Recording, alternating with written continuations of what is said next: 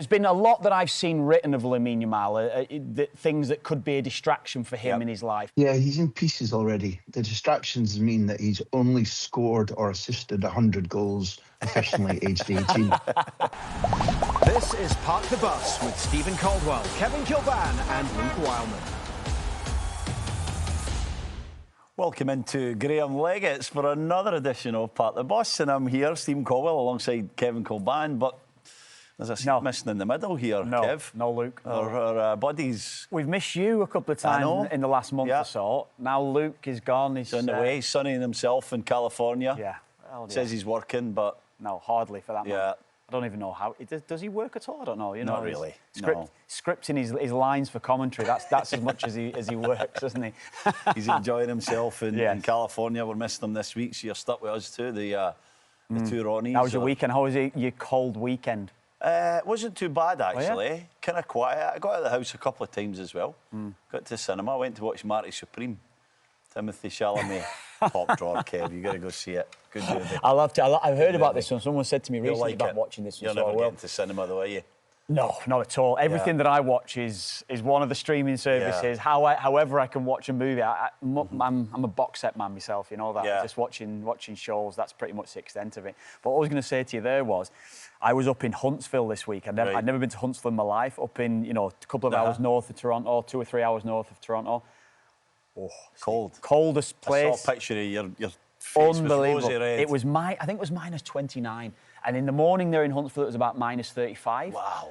It was unbelievable. That was a real eye opener to me. Your hands and your toes. You're in must have Canada. Been frozen. Oh man, you were skating as well, right? I was skating with my wife. Yeah. Well, I had skates on. I don't skate, but I stand on the ice. I saw you with the skates on.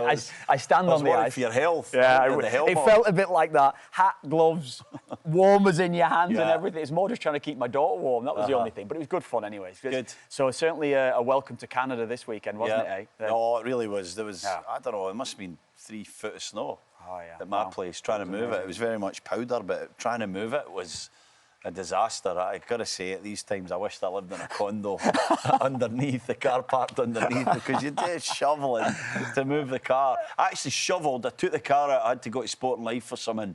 I took the car out and I came back and it was another, I don't know. I can't imagine you shoveling. I can't imagine you shoveling. I shovel. Get out of town. I shovel. Do you remember when I said a few weeks ago and we had a bit of snow? I think it was just before Christmas when we got the first bit of the snow, and I said, look, I've got to shovel my way off this driveway to get the car out. You guys were laughing at me.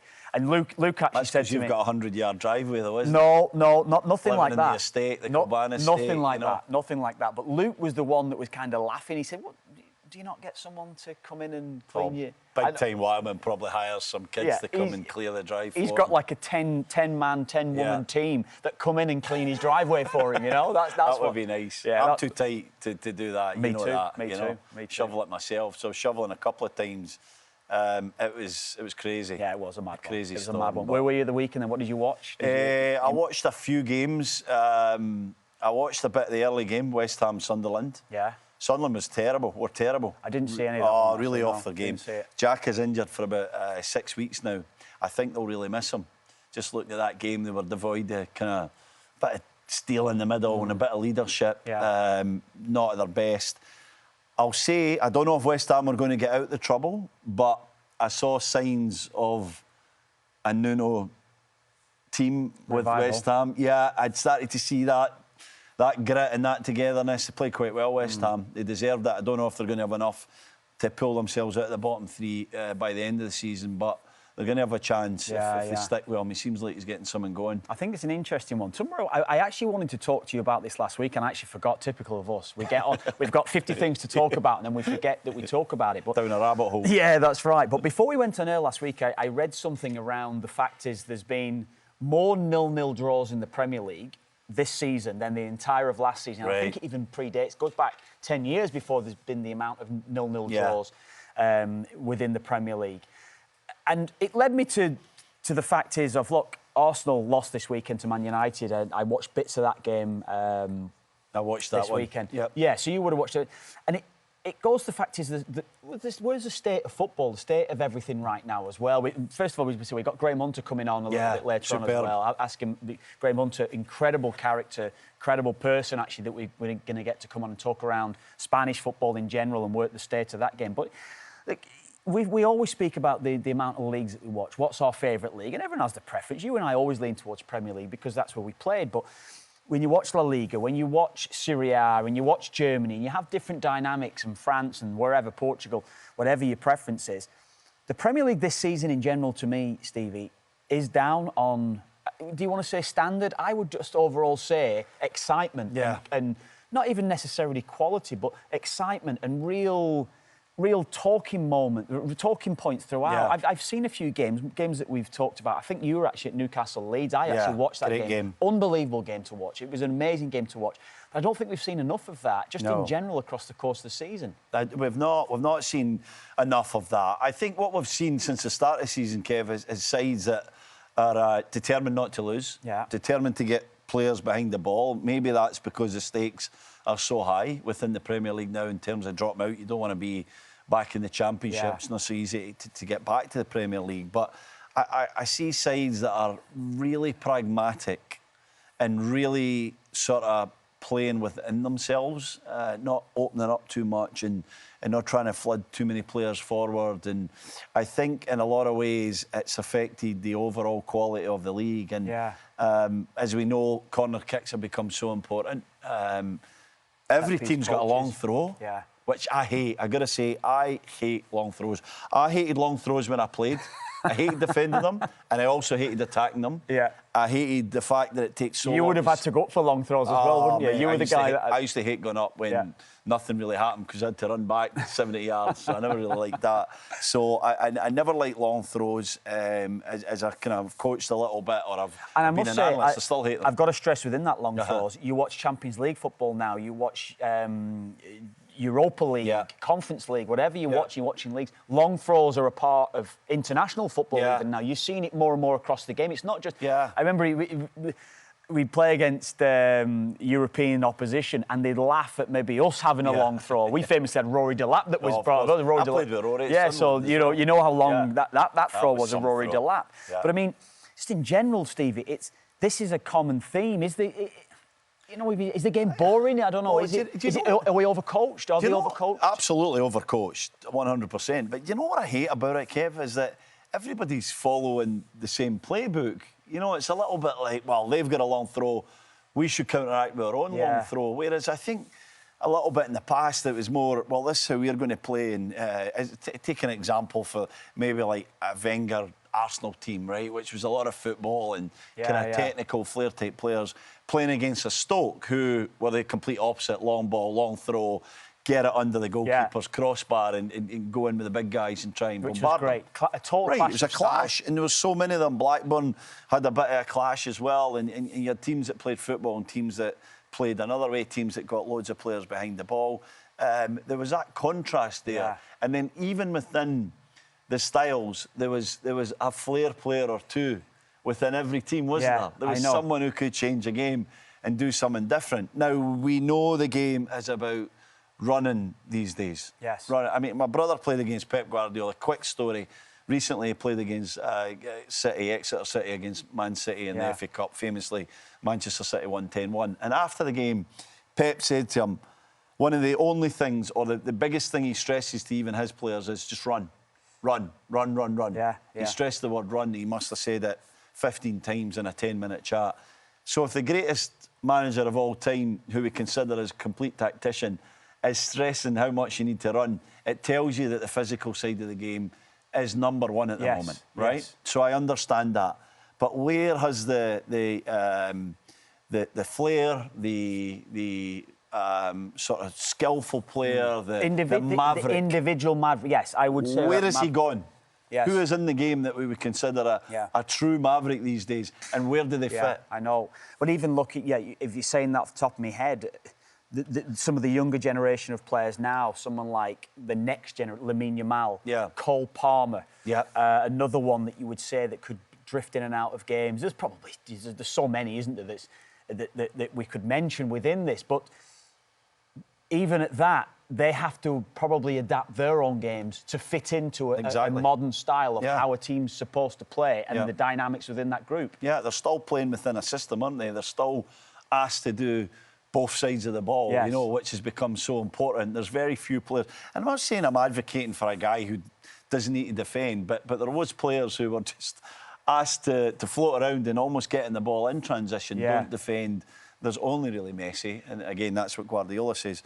Messi's the only guy in the world that's allowed to not defend and to float around and not run because he is so good. So, I mean, I watched a young player recently in Como that I mentioned to you guys last week, in Nico Paz, a young Argentinian, who I thought was absolutely brilliant. But is he the maverick that you think? No, I'm just going to say he still keeps the ball and he sort of plays within the shape. Yes, he's allowed to float around, but he still is very much within the structure and the tactics of Cesc Fabregas's Como side. Yeah. So I'm thinking maybe a Cherki at Man City, but as we know, he's not playing every week. I'll give him a mention because he was mentioned this morning. Right. Yildiz at Juventus Yildiz, is another one that's a bit of a... reportedly world class by Joe Del Busso. What are you saying about that? Yeah, Statman Joe says he's world class. Good win for Juve. Johnny David at the weekend. Johnny David, he's in form. He's really back in or getting towards the level that we expect him to. But Yildiz in that team, a little bit different. I've seen him for a long time now. It's not just a short period. He's a difference maker, and he is a sort of player that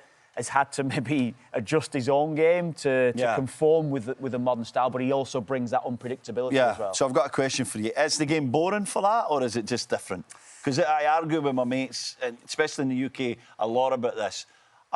I think it's just different in a lot of ways, but lately I've been starting to edge towards the boring side. Yeah, well, I think boring's maybe an overstatement a little bit. I've got to look at my own type of game.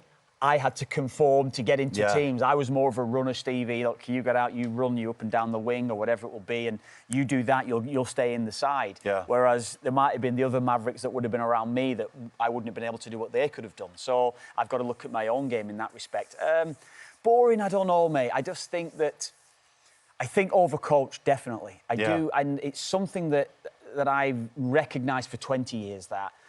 The structure of lining under 8s and under 9 girls and boys teams up, whoever you're coaching, and giving them the total structure of the side without giving them a little bit of freedom just to go out and express themselves and play. So is it coming for the younger ages? Well, I think so. I think, and what I found, even coming towards the end of my career, I found that players wanted so much detail within a system, wanted to know, look, you run 5 yards that way, you've got to run, the player beside you's got to run 3 yards that way.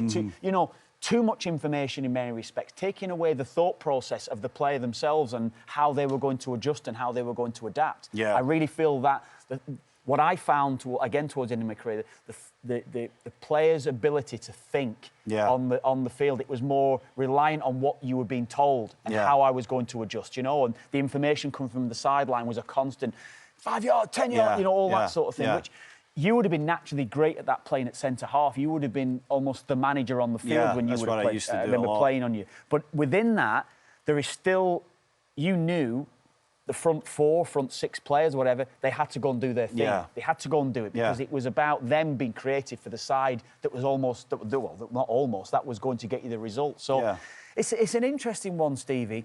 I think coaches are selfish, Kev. I think indulgent. Even at underage, absolutely, yes. Yeah, because I think it's winning more is about, everything. Winning is everything. It's more about what they are putting over. They've become a little bit like the Stars, and I take it for the top level all the way down. They have this sort of feeling of their own importance, and I'm talking generally here.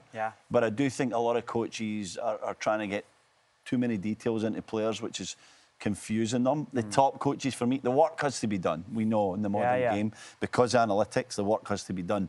But the truly top-class coaches are the ones that can take this huge amounts of data, a mountain of data, and distill it into kind of 1 or 2 or 3 things and keep it clear and precise and keep the players somewhat free. I'll also add to that is I think the best coaches, the best managers, if you want to say managers really, because they are managing a group of players, I think the best, and it's something that I've really stressed and what I've noticed, it's something I laugh about, the best ones are able to step back from it all and stay out of that limelight to an extent. I know that even the great Pep Guardiola, who is constantly wanted for messages and things, I think even he still allows his players. It's about the players that, yes, they've got to take my information, they've got to take the detail, they've got to take everything that I'm trying to provide for them and put it onto the performance tactically, as well as all the other things that come with it. I think even he has the ability to step away from it. It's not about me. It's not, and I think personally, and I've said this to you, and I've maybe said it on Park the Bus so many times as well. A lot of coaches, this going onto the pitch after the game and being part of everything. To me, that's you are wanting to be seen. It is about you and what you're doing rather than the collective. That's the way I feel. And I think, I'm sure coaches, even coaches listening to this, would shoot me down and say that's what you have to do. Yeah. But it's a big thing. Yeah. It's a big thing for me. And the last few weeks has actually got me thinking, with the conversations we've had around everything that this about, some of the best coaches I've had and what they did in keeping themselves back from it all and allowing everybody else to take credit. And breathe, if you know what I mean, Yeah. It's also hard to keep that up and at that level of intensity, whether you are the coach or the coaching staff or the players receiving that information. Over the course of 10, 11 months these days, a top-level season goes that long, the fatigue factor sets in, you know. So I think we're at saturation point. I think the public, who are the main protagonists in this, the ones that pay the money either to watch on television or to head to the stadium, are at a point now where they're sort of saying enough. And I think the players and everything's just reached a saturation point where we will start to see a little bit of a transition, a deconstruction of these tactics and this messaging, let's call it, in terms of what happens on the training field. Yeah, overload. It's taken onto the field, taken into games. It needs to be brought back a little bit, and hopefully we'll get back to some form of kind of flair play, let's call it, or ingenuity, something a little bit different that allows players to express themselves. And maybe this will help me get to this point. So I watched Arsenal, Man United. You said you watched a bit of it. We see a very robotic team in Arsenal. I actually watched Celtic Hearts this week. Did you? How was that? Celtic. I watched that. Celtic look better? A bit of a throw, absolutely look better. Right. We'll talk about Wilfred Nancy again at some stage because of wherever he's going to end up. But a little bit of a throwback in Scottish football that I like. Yeah. Pretty much why I like watching the Championship as well, because of that as well. That, look, you have your preferences on what and whatever league you're going to watch around the world. I saw Bayern Munich, Alphonso Davies making his first start this week, and Bayern Munich losing this weekend. Quite a shock. Yeah, it was a big shock, really, with them losing. I saw a little bit of Italian football this weekend, a bit of the. I only caught the highlights of Juve actually, but I'm trying to keep up with a lot of the things. Watching a lot of it globally, but we'll always come back to maybe watching a live game in the Premier League or wherever that's going to be, and that's just the way that it is for us, isn't it? But I don't know where I was going on it now. Where was it? Celtic. Celtic Hearts was that throwback game that. There was that little bit of needle in the game, and there was a bit of bite in the game that so often is lacking, I feel. You know, everything tactically structured at the side. Look, if I'm a left back, I pass to my winger, I get the ball back, I pass in midfield. It's almost everything is predetermined. Whereas that little bit of unpredictability that I found in that Hearts Celtic game, I just enjoyed it. Made that a better game to watch. It did. Yeah, well, I watched two games on Sunday. I watched Newcastle Villa. I think Newcastle are way off it. Sort of mid-level team this year. I don't know if recruitment's been at the level it needed to be. I look at Voltemada, who I actually like as a player, but I don't know where he fits in the Newcastle team. He started on the bench, and Wissa was the much better. So Villa are a decent side, quite good to watch, and very well coached, and probably overcoached, but they have the details. And then the big game of the day was Arsenal Man United, and Arsenal are that robotic side, right? Not to say they don't have outstanding players, but they are very much set up in a style that is consistent and pragmatic and difficult to break down. Set plays are easily their biggest threat to score a goal. Yeah, which they scored from two, definitely one this weekend, didn't they? They did. So, and I do still think they're the strongest team in the Premier League, but they're having a wobble. They're having a wobble, Kev. They're sort of doubting themselves a little bit, and it's not quite going as well for them. Man United got the winning goal through Cunha, and I think it'll have a big effect on how we see football transition potentially as we move forward.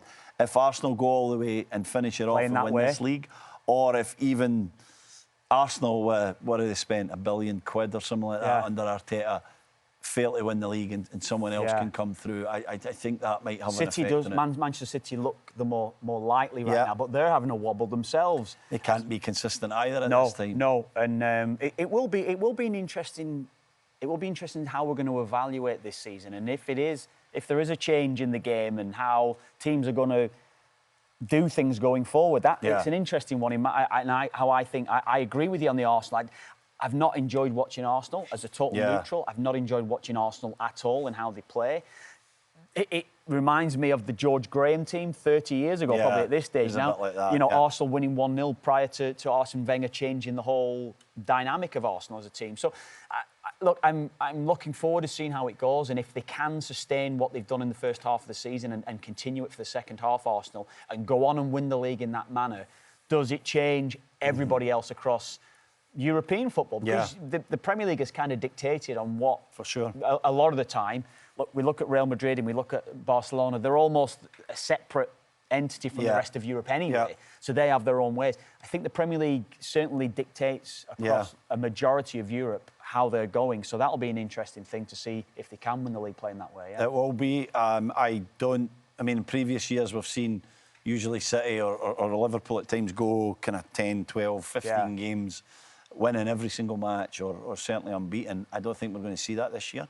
I still think we're going to see defeats for the top 3 or 4.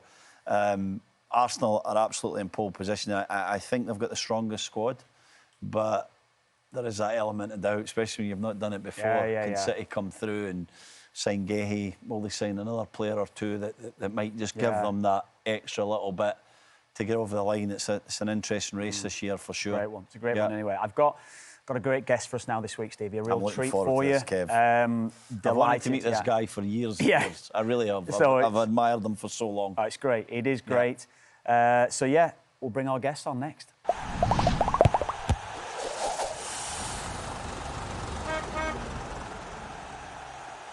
Now, Stevie, I've got a treat for you this week. A real treat for you this week.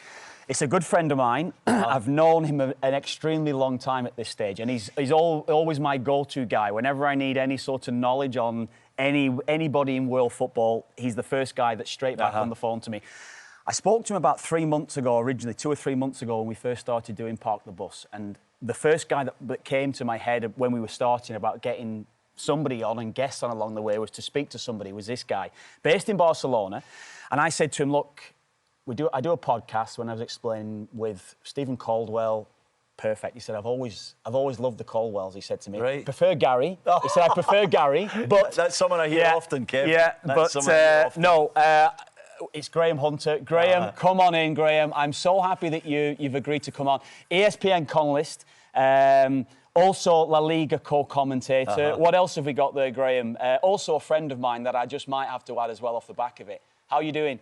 Stephen, first of all, truth teller. Kev just asked what else have you got there. It's supposed to be in typecasting the journalist who makes things up, but instead it's been the Republic of Ireland legend, Everton, Blackburn legend, who's made that up completely. It's always been Stephen first for me, Gary second. And I know I'm joining Park the Bus, but actually we got to know each other when I was trying to steal the Blackburn bus and Kev stopped me. So I'm really on here as penance. He said, come on the show, otherwise I'm going to tell the cops. It's nice to be with you all. Viva Canada. Well, Graham, I have to say this is an absolute pleasure for me that you're on this show. I have admired you for many, many years. You're Scottish, so that's the most important thing in my eyes. But listening to you and watching you and respecting you over the years, I'm delighted to actually meet you on Part of the Bus and get to spend 20, 30 minutes with you. It's such a pleasure. Listen, I don't have time to sit and listen to your show often, but I will now. I'm glad it's there. I'm glad it's been run by two such excellent footballers. And you both know I was with Canada for some parts of the Gold Cup, a tournament that ended in disappointment for them during the summer. I was working with them. I enjoyed it so much. The press officer, fantastic. The players, friendly, articulate. The coach, startling.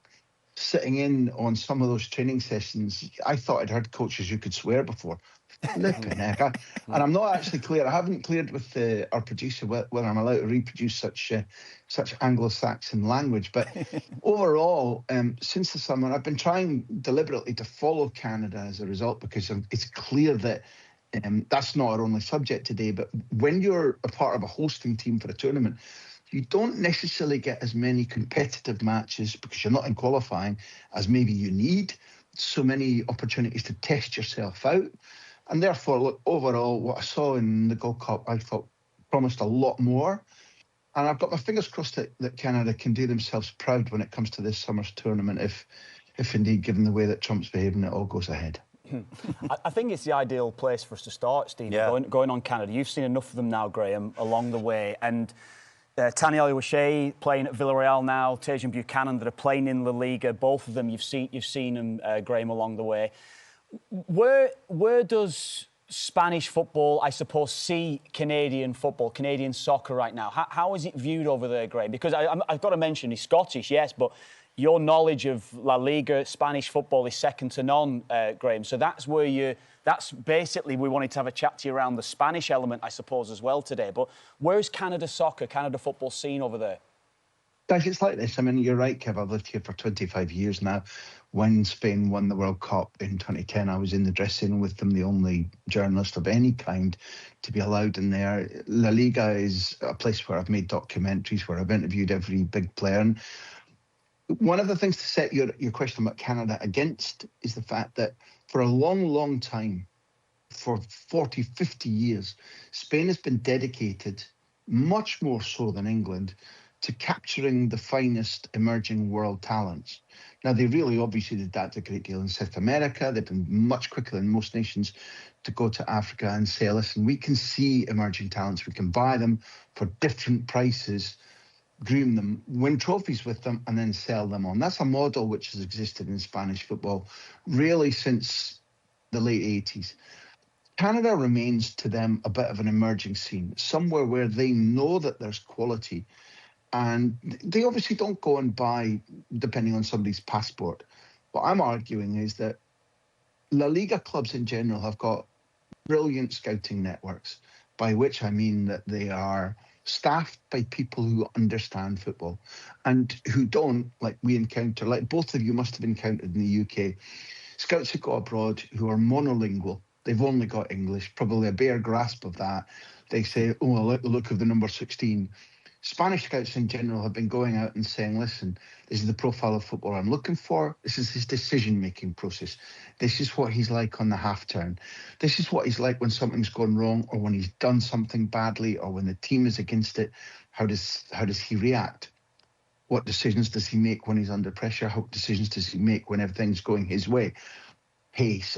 All the elemental things that build up to what was the British way of scouting, which is just like, well, quite like him.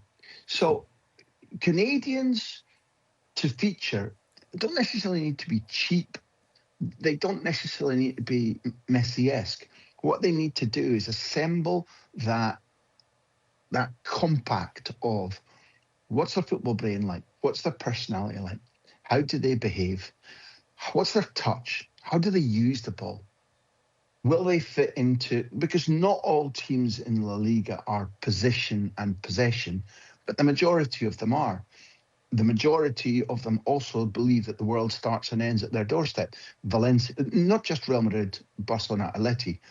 But if you think about the pressure on players that go to Valencia, the pressure that goes on players that go to Betis or Sevilla, each of those fan groups think an athletic club Canadians can't sign for, but San Sebastian, Real Sociedad, the fan bases believe these players need to be giving their life every weekend because we are the greatest club in the world. And as such, if you're somebody like Tani or if you're somebody like Tejan Buchanan, to go to Villarreal is a completely different experience. Both of you know what it's like there. It's really, Villarreal itself is a community of about 30,000. It's right next door to a place called Castellón where the population is bigger, but it's run by a billionaire family, the Roig family. So the attendances are different. The pressure on the players completely different. And I really wonder what Tejan will be doing in another club. They're being coached by somebody special in Marcelino. And to be frank, neither of them has been given massive amounts of game time. Tejon is. He started against Real Madrid at the weekend. Tani, I think, as a striker, must be thinking, I deserve more of an opportunity. And indeed, lads, better service. And Graham, what have you seen in their games since they've went to La Liga? And I guess tell us a wee bit more about that environment at Villarreal. We talked about Marcelino, the coach, and the club itself. Is it a club that will cultivate them as players and then ultimately look to kind of double their money or whatever, sell them on to a bigger thing? Is that something that you see in their potential? Tejon's the easy one to come to. Personally, I think that there are 2 or 3 levels still to come from him. And I think that some of that is about attitude. He got bullied against Real Madrid and faded a little bit from the game, didn't sufficiently often take on his fullback. Real Madrid are on a bounce at the moment since Alvaro Arbeloa was appointed, but they are not impermeable. They are not a side that is flawless. And I would have thought that Marcelino would have wanted Tejon to be much braver in how often he took on, for example, Carreras or, the left centre-back. Tejon often was looking to do the safe thing, I would argue. But the difference, Stephen, which is what you asked about, what he was like when he came from Inter Milan, both of you know that he wasn't enjoying life at Inter Milan. He wasn't trusted by the coach. He didn't feel like an Inter Milan player. So if you agglomerate this season and last season for Tejon, he has done enough just to give more sparks, more hints. This is a potentially special player. He's got a wonderful goal against Barcelona, for example. He has got... I think people have often reduced him to his pace, whereas on his day, when he believes the wind is under his wings and people are supporting him and he feels good, he's got the capacity to be very dangerous. And that faith has been somewhat restored by Villarreal. It remains, they have a good training ground. It remains a welcoming community. I haven't spoken to him since he got there this season, so I don't know how his Spanish is coming on. But it is a place whereby you do need to speak Spanish because it's not a big international city as if you were living in Seville or Valencia or Barcelona or Madrid. But you would both admit this is a restored footballer. Now, I don't know if that's going to be enough because it feels to me like he's got the world on his shoulders. When he pulls on an international jersey for Canada, there's so much expected of him. Now, maybe that's legitimate, that's fair. But the contrast with Villarreal, whereby the world is not on his shoulders. There are footballers in midfield behind him like Dani Parejo, who's an absolutely beautiful user of the ball. At his best, a quarterback. Around him, there's Ayoce Perez, Spain player, European champion. It's really easy to pinpoint the fact that Gerard Moreno is a Spain international and a legend at that club. You can go through the team and quickly point out that there are minimum 6-7 players upon whom the Villarreal players place much more responsibility. And therefore, if Tejon's not having a great game, he can be swapped, he can be taken out, Marcelino can replace him. His style is very much get width, get pace, get past the opposition fullbacks, whether that's the winger, and in this team Tejon is counted as a winger, or overlapping fullbacks. So I would love to see more pressure being put on him by the fans, by the media, and by Marcelino, in case he can react to that. But the comparison, when he goes to Canada, and there's so much weight of expectation on his shoulders. And for my taste, for example, against Costa Rica, he didn't come up with the goods. I'm sure he can. He's still, middle 20s. There is no way that we are not watching a developing footballer. But because he's got some things in his locker that are special, I think we haven't seen all of that coming to fruition yet. There are plenty of games left to go. Villarreal are now out of the Champions League. They've got one more match this week, and then they can concentrate. Both of you have lived like this. When you get teaching time on the training field, i.e. when you play Saturday, Sunday, or Sunday, Saturday, those middle days aren't just for playing golf and betting on the horses. You can be, and not even just for recuperating. The coach can give you a lot of one-on-one time. Now, I'm eager to see what that does, both for Tani and for Tejon, now that Marcelino gets his hands on them from, say, Tuesday to Friday every single week, because he is a coach who develops footballers, teaches them. He's very, very harsh indeed if you don't meet his standards, but he does improve footballers. Yeah, I think it's an interesting one to see how those two are developed. I think Tanny's another one that we look to, because I think it is very much, as Graham spoke about there, Stevie, it's about the developmental stage of his game, where he's going to go. And also the fact is that the growing market of Canada, it may be potential that they can move him on. The World Cup, of course, is going to help that, isn't it? Yeah, we know he's got to improve a lot mentally, don't we? But it's the refinement of his game that we've always said that needs to come for Tanny. He certainly knows where the goal is. He's got that pace and get in behind the defence. But can he add the extra bits to the game that Graham's talking about there, with his experience that he's seen in the top players in the Liga and around the world that have the ability to hold the ball up, bring others into play, move to create space for other people, not just for himself to get on the end of someone, Kev. I think there's still question marks on that. And if you see his goal last week against Ajax in the Champions League was phenomenal. Like it's these flashes, isn't it, that we'll get? I think those flashes have got to become a lot more regular. But okay, so then this is where you two can take my argument down or boost it up, given that you've lived this. To be offered 515 minutes since August in La Liga not only doesn't boost your confidence, it reduces that learning trajectory that he's on. So, for example, he's competing for time up front with Mikataudzi, who's the Georgian, who's playing excellently. Again, club legend Gerard Moreno. Ayoce Perez, for example. Guys who have won trophies, who've been in Europe for a long time, whose international pedigree is, I'm sorry about this, a little higher than Tanny. And therefore, for him to catch up, for him to make sure that he realises, one of you made the point there, that your first touch shouldn't be one that you take two more touches to be sure about what you're doing.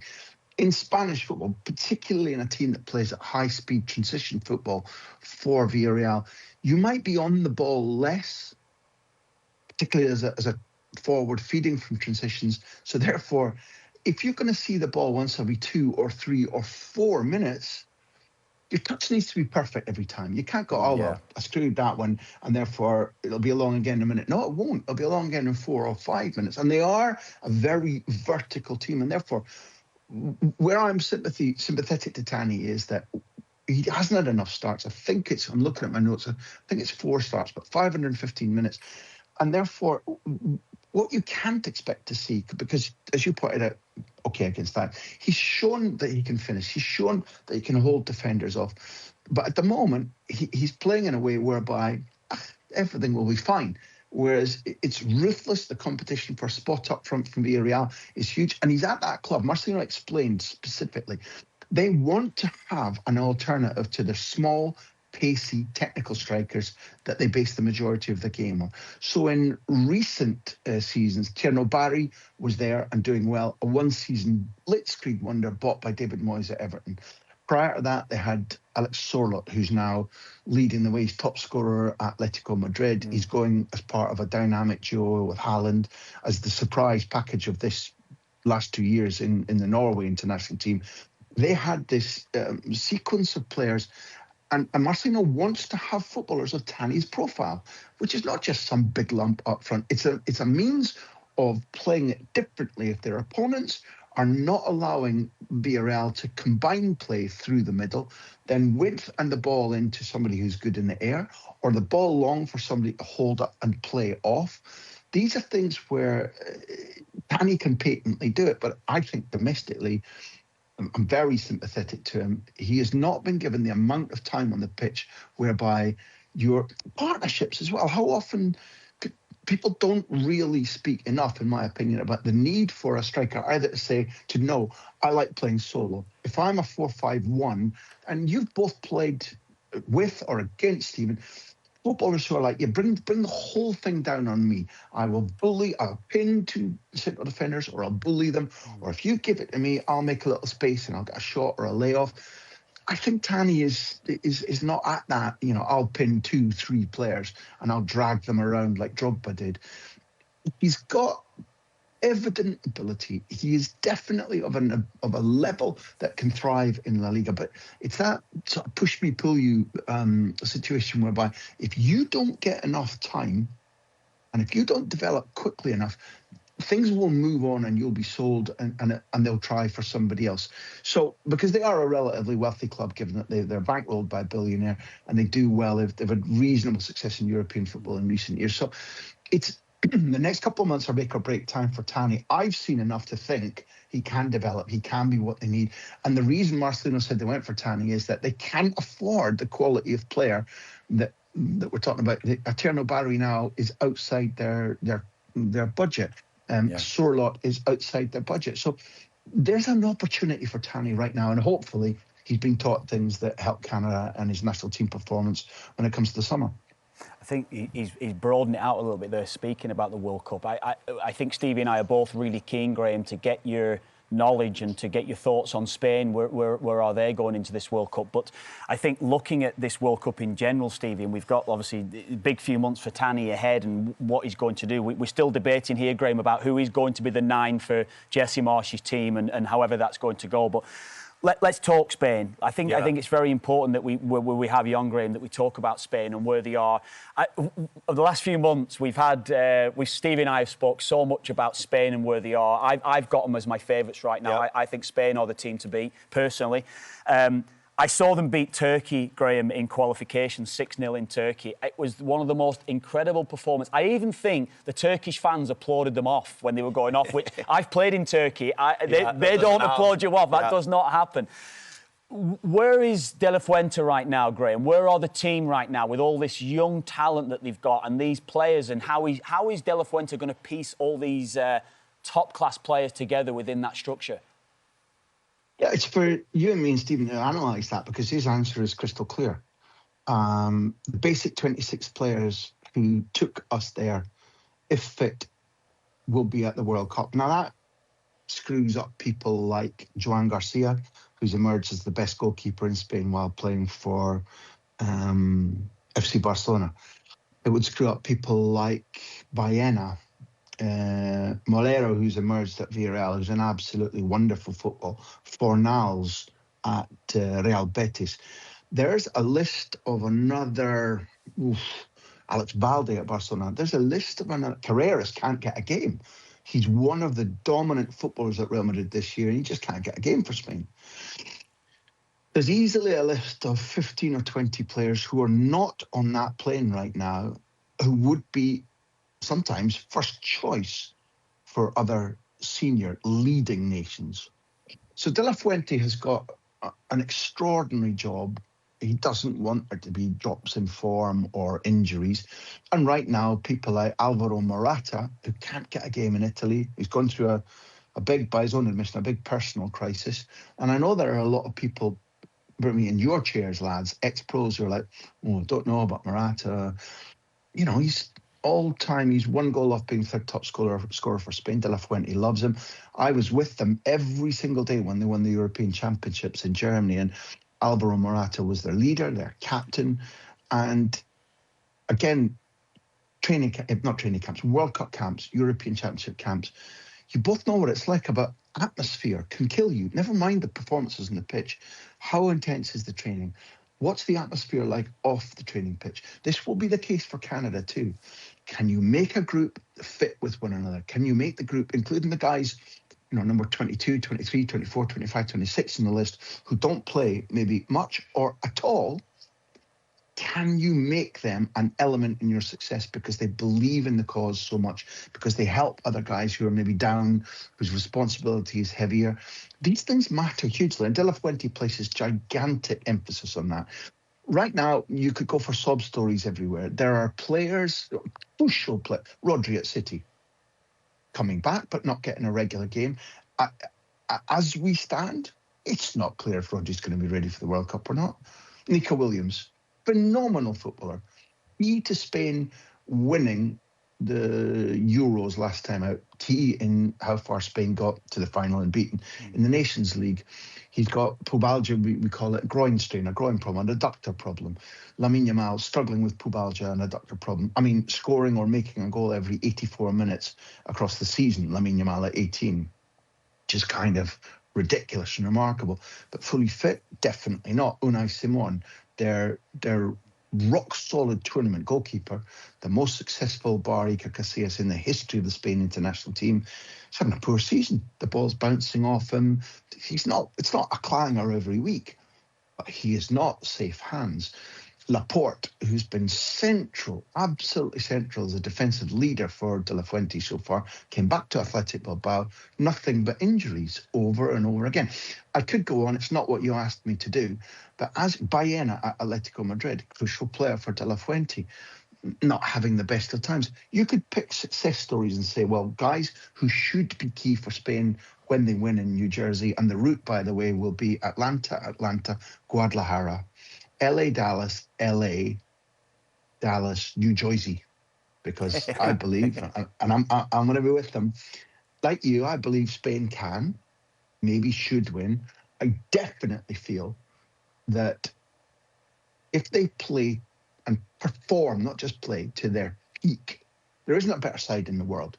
They can beat anybody else out there on the day, without question. But I think this is going to be my 9th World Cup. And what you learn is that it's a siege. You need a team that's fit, not just to cope with the heat and the humidity, which I think it's heat and humidity all the way for you right now in Canada, right? Not a trace of snow. Not quite yet. No, okay. Not quite lads, yet. It's coming. The summer is coming, lads. Believe me, it is coming. Look, to trudge your way as a European across the North American summer, most people who are going there for the first time, I was there in '94, they don't understand what it's like. It's a killer. And therefore, Spain having got air-conditioned stadiums in Atlanta, potentially if they win the group in Dallas twice, and open-sided stadiums in, is it the SoFi Stadium in LA? Yeah, SoFi, yeah. SoFi. These things for a European team, particularly aircon stadia, make gigantic differences. So it's going to be the team that's the fittest, the youngest, that binds together off the pitch the best, that travels the best, that gets the job done quickly and early, the fewest dramas, the fewest sendings off, the fewest injuries, the least extra time in playoffs. That's the team that's going to win. And right now, I have a degree of confidence, I have 100% certainty it should be Spain. And I've got a degree of confidence that it will be Spain. But also, last point, lads, do you know what they'll do for your World Cup? They'll entertain. Yeah, for sure. I want to hear more about De La Fuente. He's a fascinating figure to me, Kev. Not exactly, the most high-profile choice to be the Spanish manager, but listen to Graham speak there about his mentality, Graham, and what his characteristics are, what he likes to bring to a squad, and how together that Euro-winning squad was. Obviously, he's going to stick to that plan, as you just mentioned, in terms of his loyalty to these players. Tell us more about that, and then I'm going to have a contradictory question, I guess, and say, might that be his downfall, though? Is ruthlessness and sort of moving on and evolving an important characteristic for any team, never mind an international team trying to go kind of back-to-back from Euro to World Cup? Well, Steve, let's paint the picture. OK, it's a fair question. De La Fuente was a fullback for Athletic Club, and when Athletic in the early 80s won back-to-back titles, De La Fuente was their fullback. He's a serial winner. It's really important to understand that. At under 19 level, he took Spain to be European champions. At under 21 level, he took Spain to be European champions. He's now won them the Nations League. He's been a finalist in the Nations League. He's been a finalist in the Olympics. He's won the European Championship. This is a guy who consistently understands what's needed, including a change of playing style. The guy I was closer to, Luis Enrique, made a film with, wanted a style of football that, although with different players, you can see at Paris Saint-Germain right now. De La Fuente, without not a hint of long ball, his formation is almost always 4-2-3-1. It's quite a vertical style of football in that he wants wingers spreading the pitch wide and taking the ball towards the opposition goal, or fullbacks overlapping. It's an era where he wants them to use the ball carefully and slowly, if that is the best thing for the game. But other than that, he wants the press to be high. He wants Spain to be on the ball for the vast majority of game if they can possibly do that. But he builds spirit and character in training camps. I've spoken to many of his footballers, some of whom have been playing with him since they were 15 or 16 on international teams. And they make the point over and over again that he builds atmosphere, that he makes it feel like a family, and he excludes anybody who's not going to bring that characteristic with them. And as such, although the football's very different and the types of players are very different, he's most similar to Del Bosque in my recent experience, in that Del Bosque was somebody who wanted unison, harmony, everybody, every single player pulling for one another all the time. And look what it took him to back-to-back World Cup and European Championships. So De La Fuente is an interesting man. And yes, Steve, you talk about ruthlessness. Well, for example, going back as far as those under-19 and under-21 championships, Sivera, currently the Alaves goalkeeper, Sivera kept Unai Simon on the bench. Unai Simon is now number one for Spain, but he's shown before that reputation or what size of club you're playing for doesn't matter to him. He's talked a lot about what he will and won't do to players who do not toe the line with him. He's had no indiscipline whatsoever, and it does help him. Again, this must resonate with both of you from your playing careers. What you want is a coach who's cleverer than the other coaches. What you want is a coach, first of all, who picks you, no matter what else he does. But if you see a coach who's picking you all the time and he doesn't tell you or show you things that make you better or make you more likely to win, gradually you'll see through him and you'll start telling people. You both know that every dressing room in professional, maybe in professional sport, the sport I know is soccer, it's a swimming pool full of sharks looking for a smell of blood. And if you, sorry for my language, if you up, then they're on you. That mark is on you all the time, and word will spread, and your position will be gradually undermined. De La Fuente has none of that. None of that. I know coaches who say about him, well, look, he's quite basic in his tactics. Well, all right, damn me with faint praise. Basic when you've got an Olympic silver medal, 2 junior European championships, a Nations League and a European championship, plus a Nations League runner-up medal. Well, and 2 league medals as a player. Hell's teeth. You know, that I'll take that kind of basic all the time. And players come out for him. I don't know if I've used the right phrase that, again, resonates with you. Players come out for him. They give extra for him. They bat for him. They believe in him. And it's not just the glory or the potential welcome back home when we come back with a trophy. He's somebody to whom they feel they owe something. And in big, long tournaments, I think that counts for a lot. It's amazing to see. He's going to be amazing the next few months. Only 2 windows as well to try to fit all that talent that Graham spoke about there. Can he fit a certain amount of them within that roster? It's going to be amazing to see. There's one player you mentioned there earlier on, Graham, I really wanted to talk to you about. And I think there's, going into the last 4 or 5 World Cups and European Championships, Copa Americas, whatever we've been, the constant feed to us, to everyone, has been Cristiano Ronaldo, Lionel Messi. Now, Lionel Messi, we witnessed the MLS Cup recently and doing incredible things. It was incredible to see Messi at his age. We know where Messi is, Graham, and we know you've covered him an awful lot, doing what he did in that MLS Cup final. But I wanted to talk to you about Lamine Yamal. There's been a lot that I've seen written of Lamine Yamal, things that could be a distraction for him in his life. And where do you see any of these distractions being potential downfall for him, Graham, or something that could affect him? Or is he solely focused, do you believe, on being the best player in the planet? And could we see that at this World Cup? Yeah, he's in pieces already. The distractions mean that he's only scored or assisted 100 goals professionally aged 18. Struggling, you'll forgive my nastiness. What I'm meaning with this, Graham, there's always someone that's going to have to catch you. I genuinely understand, but I think some of the culpability goes to the absolute bullshit that gets written in the media across the world, either too elegiac or too much. Well, listen, we've got a chance to play this man, this woman down now because he or she's flying too hard.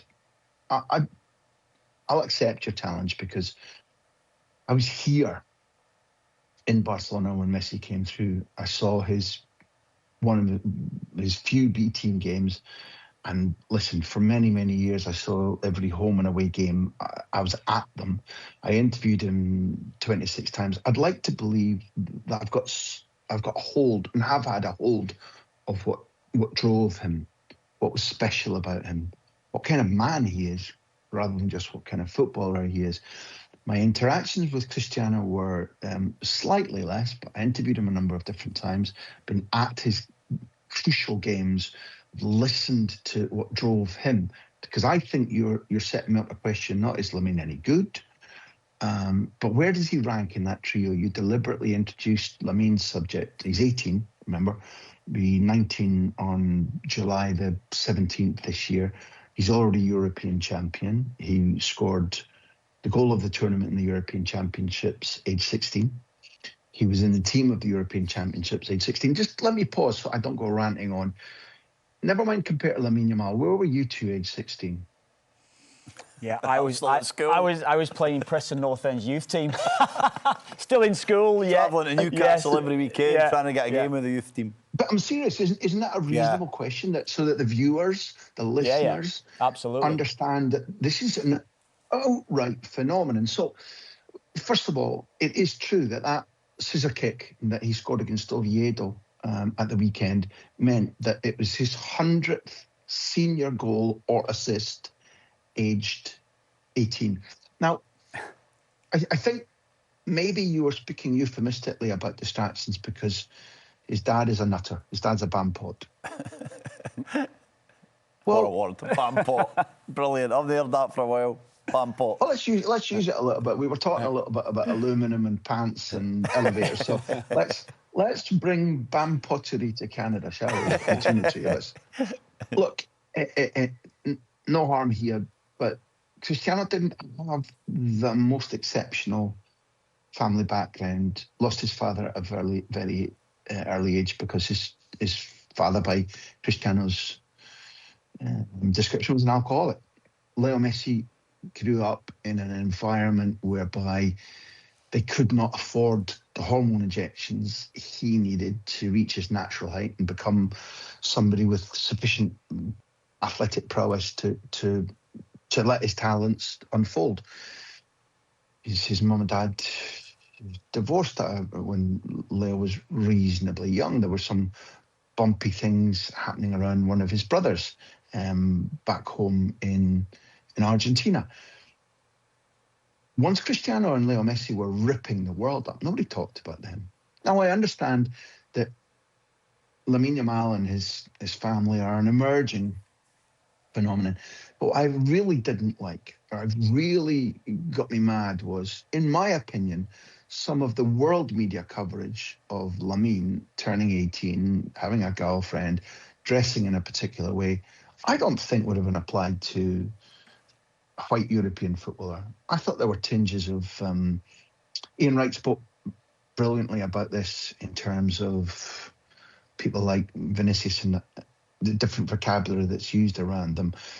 And for my taste, just the very fact that Lamine started to get confident, his big contract at Barcelona meant he could buy a big house. He was starting to be seen with, glamorous young women. He had his first relationship that he talked about, got stalked by the paparazzi. I understand that it's reasonable to ask, given that we've all accepted that he's an extraordinary, gigantic talent. I think he's going to go on to be iconic in sport, not football, in the way that Tiger, Michael Jordan, Seve Ballesteros, Simone Biles. In my opinion, that's what we're talking about. Now, I've interviewed him at length twice, 2 half-hour interviews. The first one came when he was just 16. I've interviewed him in slightly tighter circumstances in tournaments, maybe 3 more times. What you get is this is a bloke with really quick, ordered mind. Not brash confidence, but the type of deep self-confidence that comes from knowing, not that you're special in a celebrity sense, just this deep inner certainty, I've got something other people don't have. He's hard-nosed, and I'm not going to say he's preternaturally bright or Mensa bright, but my judgment is that he's got a really, really smart, shrewd head on there. And again, I go back to when either of you were kicked, or you handed out a kicking, or you felt you were treated unfairly by a referee, by a coach, by the media. These are times when every sportsman or woman needs to dig deep and go, well, what are my resources in here? How am I going to play this? And Lamine has, for my taste, has played all of that brilliantly, utterly brilliantly. Now, there'll be more problematic moments coming. As far as I understand, he doesn't really drink. Now, the three of us came from a culture in the UK, where drinking was commonplace, sometimes became a problem. Who knows at an 18-year-old what choices he'll make and how well he'll handle that side of things as he grows older and temptations grow bigger. In my opinion, he is somebody who is a gift from the heavens and who will go on not only to dominate football, God willing, because of injuries, but culturally is going to become somebody on a par with the superstar sportsmen and women that I mentioned, because they mean something different beyond, did they play well? Did they win a medal this time or didn't they win a medal last time? I think he brings inspiration. I think he genuinely brings joy when you watch him. I think he's in a tiny band of footballers who can do what he can do right now. And he's the anti-system. I speak to so many footballers, and maybe the debate's different in Canada. I can't know that, not living there, but there are so many ex-footballers who I adored who are saying at the moment it's coach versus coach. And I watched Arteta the other day in a really long interview, I think with Jorge Valdano, saying, listen, Jorge, we're getting to the point where we've reached a maximum. We've reached saturation of systems and of data and of a sort of Mexican standoff, détente between teams. We're about to enter the era of the players who do unbelievable special things and break systems and break patterns. And me, if that's the era we're about to enter, then let's be led into that era by Lamine Yamal, who, in my judgment, is simply extraordinary. Fascinating insight, amazing, isn't it? amazing. Fascinating insight. It's actually a good segue to what we've been chatting about, Graham. Kev and I have been discussing recently, and probably with the Premier League being the most prominent league to kind of highlight this, but a little bit around the lack of creativity that we're seeing in the game at the minute, and you're sort of alluding to Arteta suggesting that there's going to be a bit of transition in that in terms of flair players starting to come to the fold again. But I'd like to know your opinions on that, but I want to go back into the past a little bit while you kind of give us your opinion on that and ask about the greatest side of all time that you covered so closely in Barcelona. Stevie, let me stop you there. This is Aberdeen 1983 winning the Cup. I just the line went crackling there. Greatest ever side, and it was Gordon Strachan, Peter Weir, Willie Miller. You know this to be the truth. I actually would love to hear about that. I was coached by Eric Black at one time as well. I was coached with Eric Black, Scotland was with Steve Bruce. So there you go. I tell you what we need to add in as well along it as well on Graham. We've not even spoke Scotland yet, so we'll have to park Scotland for another time. But so, I mean, talk to us about that team. I mean, of course, it was the Spanish trio, and then Messi adding to that to make that kind of midfield quartet, made them so special. And one thing before he answers that, Graham has wrote probably the best book, absolutely, soccer football book that's ever been written on Barcelona. It's an incredible insight into how that team was built, that Barcelona side was built under Pep Guardiola, isn't it? Yeah, so please share a bit of that team with us and give us your views. Is football really changed in a way that it's become robotic, or is it just that physicality is vitally important in the game these days? I think first of all, that's awfully kind of you. And if viewers don't know, the book was part of the making of the greatest team in the world, and Universal Studios bought our film that we made from the book called Take the Ball, Pass the Ball, and I enjoyed making it. And one of the things that stood out there was that every single player of that era, including Pep Guardiola, came and spoke to us for the book and for the film without fee, with generous amounts of time. So we learned a lot. I think the first thing to say was that it was a unique coming together of talents, because, you know, there were three layers. There were the bought players. So you can talk about Abidal, Dani Alves, for example. And you can think about the homegrown footballers, Sergio Busquets, Xavi and Iniesta. And the other layer is going to be this, what was he when he took over? 37, 38? Looks older now, grizzled.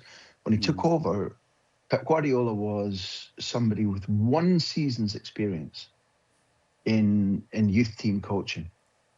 And first season, treble. Second season, more trophies. Should have been, it was a horrible semi-final defeat to Inter that I think was a little bit, it was a bit, I'll be careful in my terminology, but nonetheless, Wembley, vast numbers of people, ex-pros, ex-coaches, media, and Alex Ferguson himself talked about it being the biggest dismantling, the most impressive Champions League final of all time, including the European Cup finals. That was Wembley, Barcelona 3, Manchester United 1. Even at the time, I didn't know if that was true, but what we got was a combination of the most thrilling, the most consistent, the most inventive, the most inspirational football I think that we'd seen, possibly culminating in either the World Club Championship victory over Santos, starring Neymar, where, according to Pep and Tito Villanova, that was their best performance, or the 5-0 when Pep's Barcelona took on Jose Mourinho's Real Madrid at the Camp Nou in 2010. There can be highlights everywhere, but I think in very few occasions has so many footballers who could be considered the all-time best in their position or of their nation been conglomerated in one team. So, for example, Samuel Eto'o has to rate as one of the greatest African footballers of all time. So, fine, Leo Messi is the greatest footballer of all time. Pep Guardiola recently, and he doesn't like doing this, he named his top 11 of all time, and he put De Bruyne in the team instead of Iniesta. So what kind of player is no De chance, Bruyne? absolutely no chance. I knew you'd say that, and the other person who would say that was the guy he did put in his team, was just Xavi, because I'm friendly with Xavi, I stay in close contact with him. Most weeks we have a little chat about this or that. Anytime I try to propose to him he's the greatest Spanish footballer ever, he always says it's Iniesta.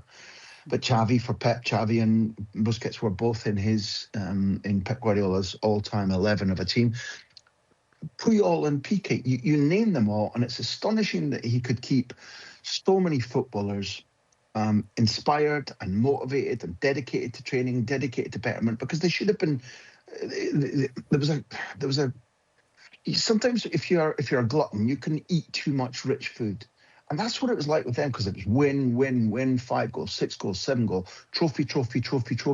But he kept them really motivated. And what I'll say to you is that it was thrilling to be around. They allowed good access. There was the time when it was a 99,000 Camp Nou. And while they didn't win everything, what I thought they did was they lit up the future for smaller players. Because right across that team, if you think about eventually Jordi Alba, but Dani Alves too, Puyol for a centre-half is not a tall man. If you look at the midfield and Iniesta and Xavi, or Pedro and Messi, even David Villa, not tall for a striker. We could go on and on and on. All of them showed the way that if you've got enough talent, if you've got enough touch, if you've got peripheral vision, if you understand, you can grasp positional football, you don't need to be what the Premier League's stock in trade right now, which is Citius, Altius, Fortius. How high can you jump? How far can you run? And how often can you do this? Even back then, that Barcelona was... And what did Florentino Perez at Real Madrid bring in to try and combat that? He brought in a coach who wanted to scorched earth, grow the grass as long as possible so the ball didn't fly. Pepe kicking people. Sergio Ramos was sent off. I'm a lovely footballer, a brilliant, inspirational captain, and someday I like, but he was sent off about 72 times in 10 games against Barcelona. Do you know what I mean? So you asked about this, Stephen. You started this talking about the greatest team that's ever been constructed. Now, other people can argue, and I won't mind. Aberdeen's my team, not Barcelona. But objectively and analytically, I think what that gave us was a new brand of football, new ideas, and constant thrills. Absolutely. Yeah, I know it is. Graham, I'm mindful of time here because I don't know how long. I could talk all day. I could have about 16 hours, honestly, on air with you. Look, thank you. I have to say this before you go, Graham. And look, Stevie was back home in Scotland at over the Christmas time. Went home to spend time with his family, which is great, and things like this. And I said before, 2 or 3 months ago, I got in contact with you about coming on the show, and we weren't able to make it work for whatever reason. But I messaged you last week, Graham, and you can shut me up as I'm talking here now, because I get a bit emotional about it myself, even talking about this subject. But around the people that have been in our lives, and I think it's a general thing for everybody, particularly our fathers, our parents, yes, our brothers, yes. We're all got brothers, Graham, you, me. We've got brothers that have had a huge influence on our life, but our fathers have an influence in a way that we don't really appreciate, I don't think, and me in particular. So where I'm going on this is I messaged Graham last week and I says, Graham, please can you come on the show? Absolutely. Just having a bit of a crappy time right now. Look, my father's passed away. We've got the funeral on Friday. And it brought me right back to my own father and the relationship that I had with my dad. My dad, a huge football fan, coming from a country, emigrated to England, the tough times that he had in emigrating to England and the things like that. And playing soccer in Ireland at that time was banned. You couldn't play football. Football was banned where he was. But he had a huge love of the game. He was a Liverpool fan, unfortunately enough, but he was a Liverpool fan. Yeah, exactly. He used to argue with my grandfather, his father-in-law, about who was the best ever. My grandfather used to say Pele. My dad was Best, George Best. An Irishman, whatever your persuasion on where we go on this with the island of Ireland, but he was an Irishman. George Best was the greatest ever to my father. And I didn't always have the greatest relationship with my father. And I've spoke to you about this, Stevie, something that really come to me when Graham messaged me last week. 10 years last December since my father died. And when my father passed away, my brother and I had the responsibility to clear his house out. And my father, in every game that I played for Ireland, never once came to watch me play for Ireland. And it's something that I really think about now more than ever, because when I was clearing the house out, I found VHS videos in his house of Ireland against Yugoslavia in 1999, Ireland against Macedonia, Ireland against Turkey, Ireland against Argentina. And I don't think I cried as much. And it got me immediately thinking when Graham told me about his father passing away, about my relationship with my father that wasn't always great while he was alive, I have to say that. But the last few years of my father being here was the greatest experience of my life with him. We had time back in Ireland. We had times doing things together personally that I never would have experienced while I was playing. And it just got me thinking a little bit around the people that have meant so much to us, Stevie. I saying you were back home this summer and what that meant to you to go back home and spend time with your family for Christmas. And anyway, I'll start to cry in a little bit if I talk too much about it. But Graham, I just can't thank you enough. With Kevin, the last... Let me come back to you then in that case, because you helped me a lot when you talked to me about your relationship with your dad, when you talked to me about how you felt, about how even in difficult times, latterly he became something like a best friend. 10 years have passed, but you always think about him. So I began to chart what will things be like for me. And I'll leave you with 2 small anecdotes. One is my dad, Graham, who died on Christmas Day, aged 89. In 1957, a country boy, a country boy from a pretty poor background, who'd never been abroad before, flipped a coin and went, I'm going to go off to Canada for the summer. I nicked off on a stop-off flight, I think stopped off in maybe Greenland or Alaska, and got to Canada. No contacts. In the middle of, I've checked it out, there was an Elvis Presley tour going on in Canada for the first time, and got to Montreal just after the Montreal Canadiens had won the Stanley Cup. And after knocking on the door of employment agencies in the style of Tony Curtis and Jack Lemmon and Some Like It Hot, literally going to an employment agency and knocking on one door, no thank you today, next door, no thank you today. Yeah, all right, son, can you be a bar steward? Dad knew about bars. So he ended up at the Marlborough Country Club in Montreal, serving drinks at the 9th hole of the beautiful golf course there to, amongst others, a guy whose number is now retired for the Montreal Canadiens, which is Bernie Boom Boom Geoffrion, So Dad, that made a huge impact on Dad. He spent a wonderful summer in Canada, and he was due to go back to North America with his best man, a farmer, Maitland Mackey, in 1958, and herd the Mackey family's cattle across North America, but failed an exam, couldn't go, blah, blah, blah, and all that kind of stuff. And the relationship I had with what you talked about your dad, Kevin, it did help me, because I'm not an emotional wreck, but I was losing somebody really important to me. I do remember him taking me to Pittodrie, the home of football. Now, I was born in 1963, so he took me there for the first time because he wanted me to see Jinky Smith, who, Stephen, you must know from Jimmy Smith from the Newcastle days.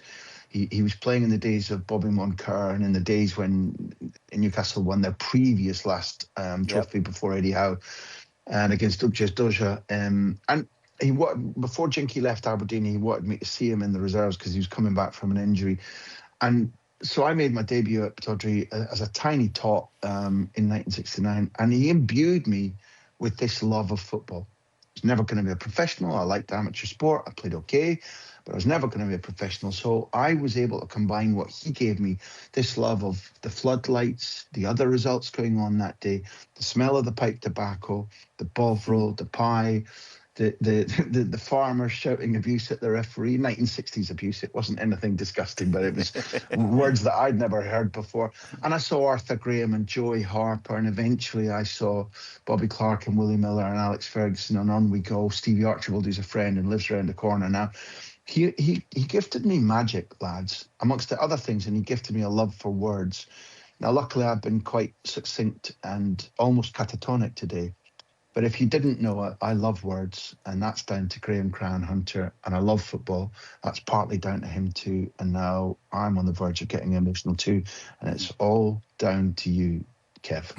Well, no, Graham, honestly, thank you so much for your time. Stephen and I both really appreciate it. Amazing knowledge, amazing person. So thank you so much for coming on and joining us on Park the Bus. Great pleasure. Enjoyed Park the Bus, lads. All the best to both of you from now on. Thanks, Graham.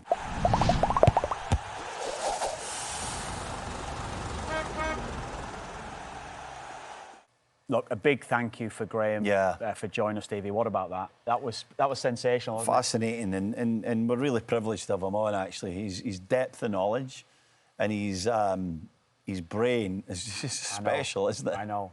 The stuff he knows on, some of the most famous managers and players in the world is absolutely fascinating, and for him to give us, a large chunk of his time there is tremendous. Can't wait to have him back on already. We never talked Scotland, we never talked about that Aberdeen team, we never talked about other areas of Spain. We never said one thing about Madrid. I know he's a little bit of a Barcelona specialist, but he knows a lot about all Spanish football. I know. We could have spoke to him about the Xabi Alonso stuff and, the Mbappe dynamic at Real Madrid, Jude Bellingham in the Vinicius Junior, all these sort of things, and he would be great. And absolutely, we have to get him back on to get. Look, we could have him for 3 hours easily and chat for 3 hours on him. And every time I've spoke to Graham, it's a bit like that.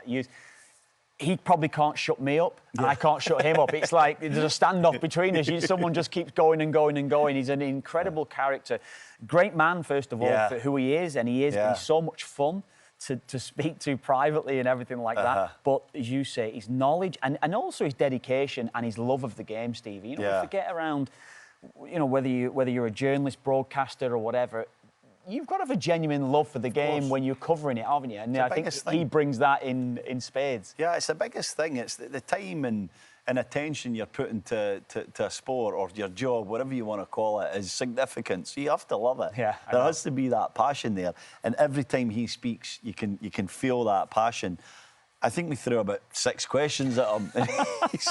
But it's amazing. I'm just like a sponge. I just want to take in the information that he's given on De La Fuente, on Lamine Yamal, on Messi and Busquets, Xavi and Iniesta. The stuff that he was giving us there was just utterly fascinating, and what a privilege, and the deepest gratitude and thanks to him. I honestly can't wait to get him back on already. Yeah, no, it is great. We must mention as well within that, he's really close to Luis Enrique. He's done the documentary on him recently. I think that's another interesting dynamic about what Enrique did at PSG post killing Mbappe as well, and how he had to rebuild a system essentially that went away from the Galacticos type way that PSG did it. I think Enrique, I'm going to say something that people might find a little outrageous, but I think he's a bit underappreciated, you know. I think we talk more about Pep Guardiola than Luis Enrique, but I think history will look back on both these guys and we'll probably have the debate who was the greatest, you know. And I think a lot of Enrique's success is still to come. I'm not 100% certain how much more energy Guardiola's got to be truly successful. Yeah. And I could be made to look like a fool on that because he is a genius. But I think Luis Enrique, as you know, I was just in Paris and I watched PSG and I can't believe how well coached that team are. The details and the way that they play and the fact that he has found a way of kind of motivating and improving top-class young players and making them genuine world-class superstars. I think Luis Enrique is a guy that will kind of want to open up his brain in 50 years' time and figure out how he worked and how he brought out the best in people. I think it's an interesting one because we're always going to judge greatness on trophies, aren't we? And this goes back to our debate. And Graham said there, Lionel Messi is the greatest player ever, so he's in your court there. And look, it goes back to my opinion on Maradona. I've honestly, it's not because I believe that or whatever, but there's a genuine feeling of it's not just about the trophies you've won, it's about legacies that you can build as well and the structures that you've had to change within certain organisations to get things. So I think there's a lot of truth to what you're saying there on who is the greatest. I think everyone will always automatically say Guardiola just simply by the trophies, the different teams he's had to build and things like this. But I'm with you to an extent that you could actually absolutely throw open that debate to see who is the greatest down there. I mean, I would say at the minute it's too early for sure. If you're going to say, all right, today, who's the best? It's absolutely Guardiola. But I just think Luis Enrique's got a lot to come, and I think he's said publicly recently that he's going to leave PSG. So you wonder how much more he has with that team. But if he there lands, is talk of Man United. Right, so if he lands at Man United... That's a rebuilding job and a half. And gets them back to glory days and goes and wins, you know, a few Premier League titles and then a Champions League there. I mean, that'll be 3 Champions League with 3 different teams, you know, 3 projects to get it done. Anyway, I'm kind of jumping the gun, but again, when we get Graham back on, I'm going to ask him at least a couple of Luis Enrique questions. We'd have to just get him on solely on Enrique or something like that as well. Stevie, I have to go on this now because last week... All right, you better get this right, you know. You were mocking last week the competition itself. Was that right? I think we realised how difficult it actually was. If you remember last week, we are giving it away in conjunction with La Liga a Tejan Buchanan signed jersey that you brought back from Valencia for us very kindly. But there's a read here now that you've got to... I have to get it right. I have to be like Luke Wildman for the day here as well. Then. So I'll read it from the top. Because people go crazy if you get a competition. Oh, yeah. You know, the rules of competition wrong. You know? Exactly. Even when it's a ridiculously crazy competition like this. We'll talk about the competition at the end. Sorry, OK, so Tejan Buchanan didn't score this week, so no one won the prize of his signed jersey. The prize now rolls over to next week's La Liga game, in which on Saturday, in which they are playing Villarreal against Osasuna. Chance he'll score in that one. I think there's a good chance, a really good chance of that. To win it, comment to this episode on YouTube with the minute you think Tejan Buchanan will score this weekend. If he scores, whoever has guessed the closest to the correct minute without going over will win the jersey. If there are multiple winning guesses, the tiebreaker will go to whoever guessed first. The first. Only one guess per person. Right. Yeah. So you got that? Yeah, you can't guess 90 times, so you've got every minute covered. Yes, that's correct. That's correct. 8th minute. 8th minute he'll score. 8th minute, OK. The entries can be made up to 9 p.m. Eastern time on Saturday, the 31st. So you've only got a few days. So you Sorry, 9 a.m. Eastern time. Oh, 9 a.m. Eastern time. You just, OK. Just make sure you can't put a number in. Let me get this finished off. Oh, sorry, you're still reading? Relax yourself just for one second. It's a long one, this. Yeah. If he doesn't score, we'll carry it over to next week. And the giveaway will then follow up. The jersey has been kindly provided by La Liga. As I said earlier, TSN is the home of La Liga in Canada. Yeah. So I'm going to go my last week's guess. I think I said 18 last week. Yeah, you 17. did. I'll go 18 again. 18 again? I'm going to. I'll go early goal. Early goal? Early goal this week. You think it's possible it's going to be 1? No. No? No. So not at all. I think this jersey might still be in the studio at the end of the season. You stated last week that whoever wins it, they can come into studio if you win it. Come in. Listen, whoever wins it, we'll find out who it is, and I will personally invite them into this studio to watch a live Part of the Bus, sit in the green room, have a cup of tea with us. Well, there you go. Let's just see how Tejan gets on this weekend. Hopefully he's playing, hopefully he's starting, and we'll take that forward. Thank you very much. Do you know what? I've got to say, I don't really miss Luke that much this week. Do we ever miss Luke? I don't know. No. Oh, well, we'll see when he's back. What does he bring? We've not mentioned. It just makes us argue. We never argued once this week. No, but I'm not even going to mention his beloved team. He just wants to get as many mentions of his beloved team in every single week. So we've not even mentioned it this weekend. I think this is the first episode that we've never mentioned them. No, I think so. I think that's true. Every time Luke's not on, we don't mention them. Anyway, thank you very much for joining us, Steve. Thanks, Cheers, mate. Stevie. Thank you for everyone. Thanks to Graham Hunter as well. Thanks for watching Park the Bus. You can catch new episodes every Tuesday, available on YouTube or wherever you get your podcasts.